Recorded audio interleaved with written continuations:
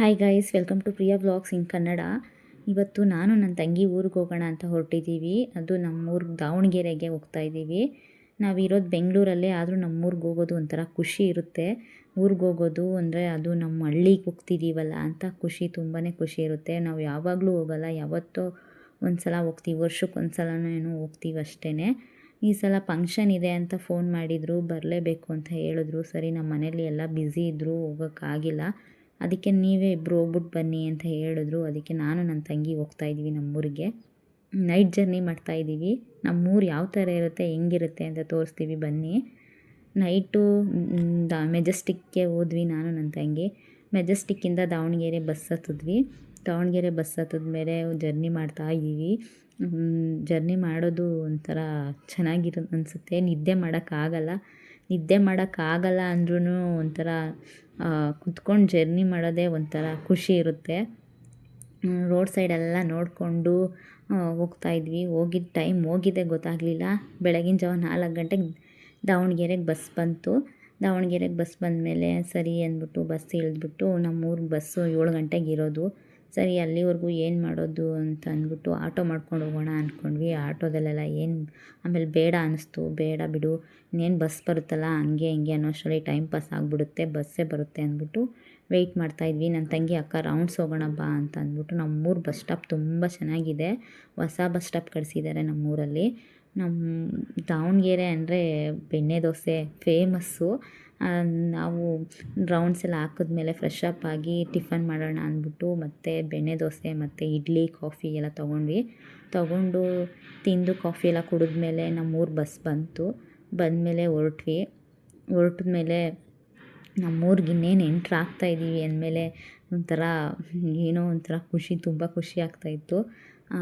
ಸರಿ, ನಮ್ಮೂರ ಕಡೆ ಎಲ್ಲ ಯಾವ ಥರ ಇರುತ್ತೆ, ಏನೆಲ್ಲ ಬೆಳೆ ಬೆಳೀತಾರೆ ಅಂತ ತೋರಿಸ್ತೀವಿ ನೋಡಿ.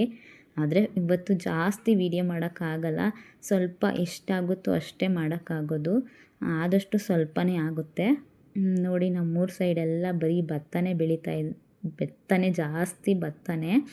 ಭತ್ತ ಬಿಟ್ಟರೆ ಅಡಿಕೆ ಬೆಳೀತಾರೆ ಅಷ್ಟೇ. ಅದು ಬಿಟ್ಟರೆ ಇನ್ನೇನಾದರೂ ಬೇರೆ ಬೆಳೀತಾರ ಅಂತ ನಾನು ನೋಡಿಲ್ಲ.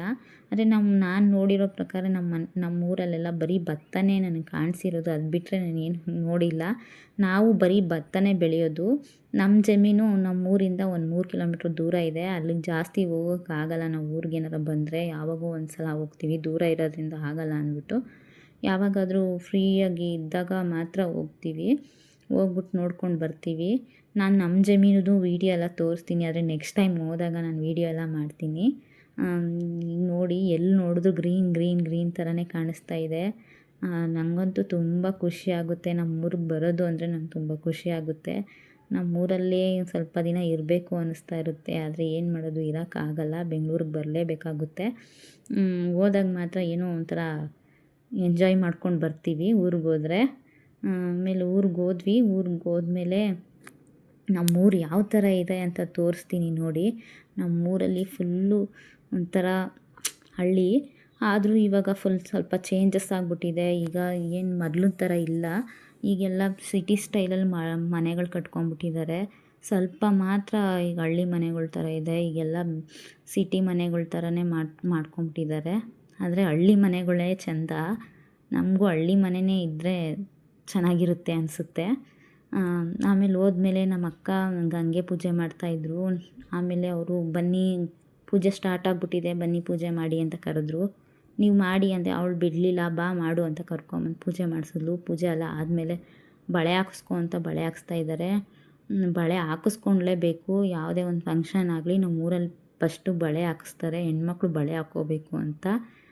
ಬಳೆ ಎಲ್ಲ ಹಾಕ್ಕೊಂಡಾದ್ಮೇಲೆ ಫಂಕ್ಷನ್ ಅಟೆಂಡ್ ಮಾಡಿದ್ಮೇಲೆ ಸ್ವಲ್ಪ ಫೋಟೋ ತೊಗೊಂಡಾದ್ಮೇಲೆ ಹೊಟ್ಟೆ ತುಂಬ ಹಸಿವಾಗ್ತಾಯಿತ್ತು. ಬೆಳಗ್ಗೆ ಟಿಫನ್ ಮಾಡಿದ್ದು, ಇಲ್ಲಿ ಬಂದಮೇಲೆ ಏನೂ ತಿನ್ನಲಿಲ್ಲ. ಒಂದೇ ಸಲ ಊಟ ಮಾಡೋಣ ಅಂತ ಅಂದ್ಬಿಟ್ಟು ಊಟ ಮಾಡ್ಕೊಂಬಿಡೋಣ ಅಂತ ಊಟಕ್ಕೆ ಕೂತ್ಕೊಂಡಾದ್ಮೇಲೆ ಸರಿ ಟೈಮ್ ಆಗಿಬಿಡುತ್ತೆ, ಹೊರಡೋಣ ಅಂತ. ನಾವು ರಿಟರ್ನೇ ಬರ್ತೀವಿ ಅಂತ ಬಂದಿದ್ವಿ, ಅದಕ್ಕೆ ರಿಟರ್ನೇ ಹೊರಟ್ವಿ. ಅವ್ರು ಇರು ಅಂತ ಎಷ್ಟು ಹೇಳಿದ್ರು ಇರಲಿಲ್ಲ. ನಮ್ಮೂರು ನೋಡಿ ಯಾವ ಥರ ಇದೆ ಅಂತ. ನಮ್ಮೂರು ಹತ್ರ ದೇವಸ್ಥಾನಗಳು. ನನ್ನ ವೀಡಿಯೋ ಇಷ್ಟ ಆಗಿರೋ ಲೈಕ್ ಮಾಡಿ, ಸಬ್ಸ್ಕ್ರೈಬ್ ಮಾಡಿ. Thank you.